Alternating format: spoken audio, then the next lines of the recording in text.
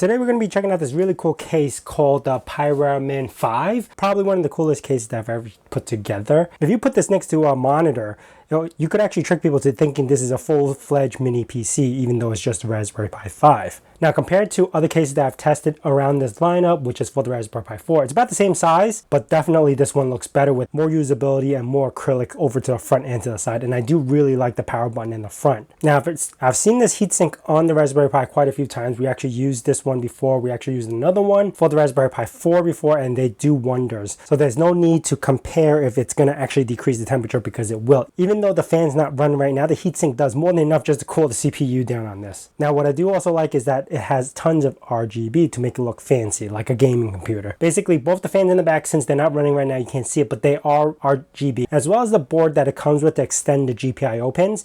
That has 4 LEDs on there as well that you can actually change the colors to as well. Now, one thing that they did add on this that I haven't seen on any other case is that with the extension board that they add on, they also add on real-time controller and also an infrared receiver.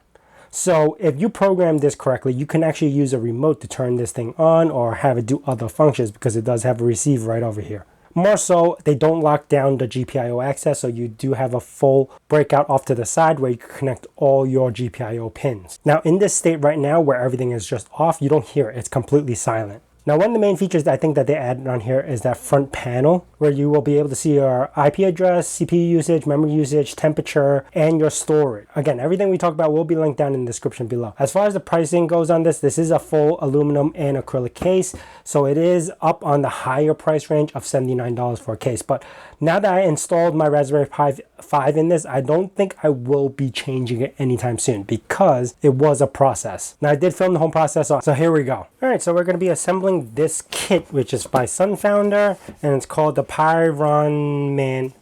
It's called the Pironman 5, and basically it's a really cool looking case for the Raspberry Pi 5, and this is the way I have it set up right now with the official Raspberry Pi M.2 Hat Plus. So if you want to check out that video, I'll leave a link down in the description below for this. But yeah, let's see what's in here. So I haven't opened this up yet. I don't know what's included and how hard it is to install everything. So we got the instructions, which we're probably going to need. So we'll take care of that. We have this, where I have to probably peel this off.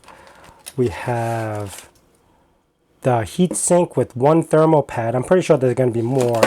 2 fans, which probably goes in the front of that. Then we have SD card extender, so it actually comes out to where the case is. And this is already opened. I didn't do this, but yeah.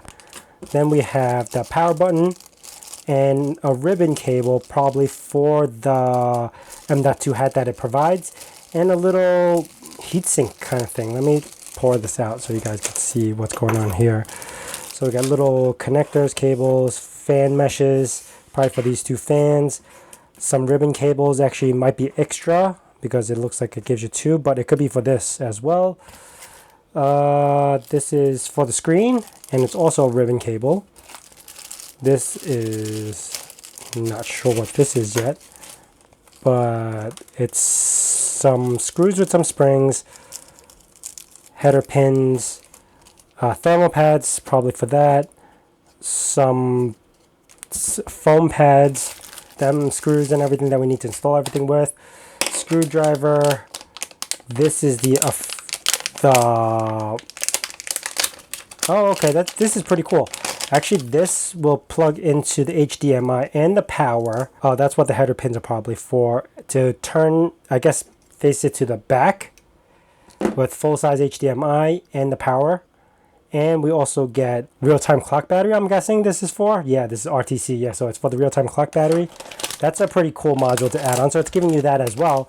And this is the M.2 hat that they provide, which also has a full-size, so instead of fitting the small little one that's that Raspberry Pi officially has, we could actually fit a full-size one right here, the 2280, sorry, this is the 2230, 30 millimeter, 80 millimeter ones.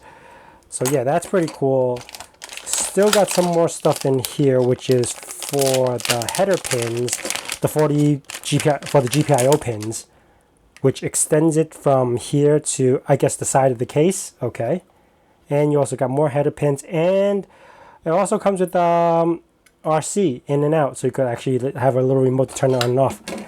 Another thing we probably have to peel, which is acrylic, very thin wrench, and there's something hidden over here on the top, and this is for the power converter, power switch. Okay, so this has like some spring to it, and this probably goes somewhere on the board, and then you connect the pins over here to turn it on and off. That's pretty cool. And then this is another one we have to peel off a little bit later, and this is the official aluminum case that everything goes in. So we're gonna be, let me see if there's anything under here. Nope. All right, let's throw all these in here. Use this as a little trash bin, and we're gonna start on this now. So first I'm gonna disassemble the Raspberry Pi because I have this configuration set up where we don't need to use the official Raspberry Pi M.2 hat, and we don't need the official fan because it does come with this beefier fan, which should be able to take care of all the heat issues that, well, we don't really have heat issues, but it should be able to take care of all the heat.